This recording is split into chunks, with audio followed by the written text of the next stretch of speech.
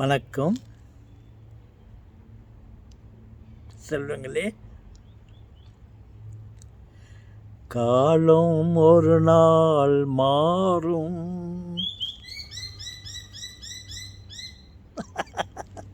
பறவைகள் சிரிக்கின்றன.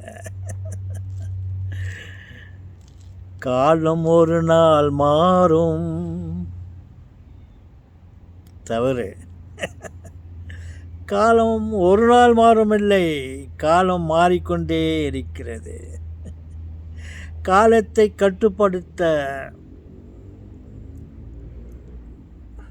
நம்மால் முடியாது.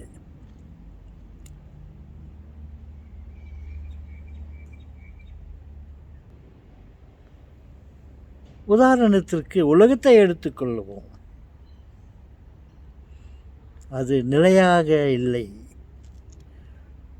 உலகம் நிலையானது இல்லை. அது இடம் விட்டு இடம் மாறிக்கொண்டே இருக்கும். இப்பொழுது மணி இந்திய நேரப்படி 3:06.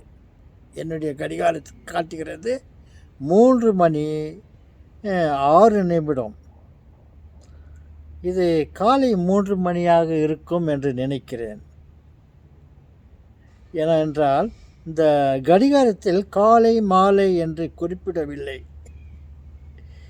இங்கே நான் ஆஸ்திரேலியாவில் இருக்கிறேன். இங்கே இப்பொழுது ஒரு 8:30-9 மணி இருக்கலாம் நினைக்கிறேன். வாட்ச் கடிகாரம் வீட்டில் இருக்கிறது. என்னுடைய கையில் இருப்பது என்னுடைய நாட்டு கடிகாரம்.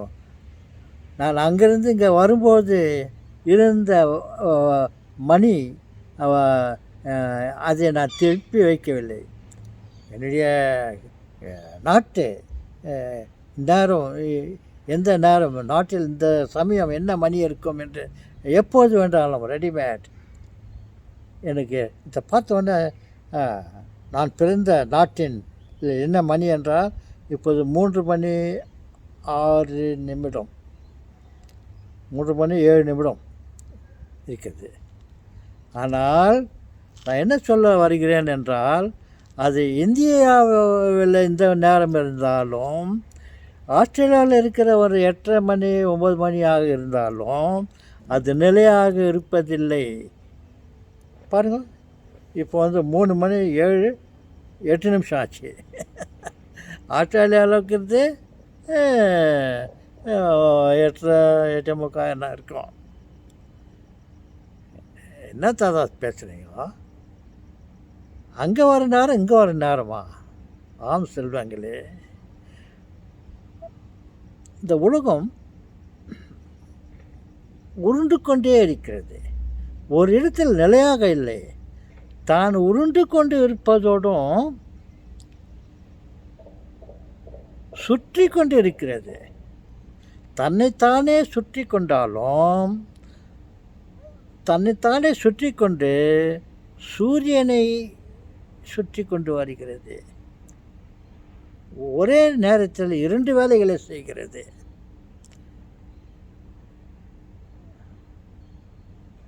எஸ், நாம் ஒரு வேலையை செய்ய வேண்டுமே என்றால், ஒரு ரயிலில் பயணம் செய்ய வேண்டுமே என்றால், நேரத்தோடு நாம் போய்விட வேண்டும். காலத்தை கடத்தினால் ரயில் போய்விடும். அதேபோல் நமது கடமைகளை செய்ய தவறினால் காலம் கடந்து போய்விடும்.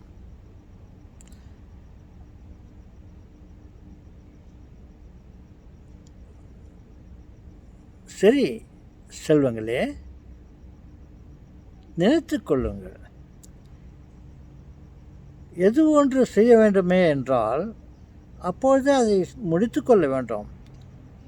காற்றுள்ள பொழுதே தூற்றிக்கொள்ள வேண்டும். வணக்கம்.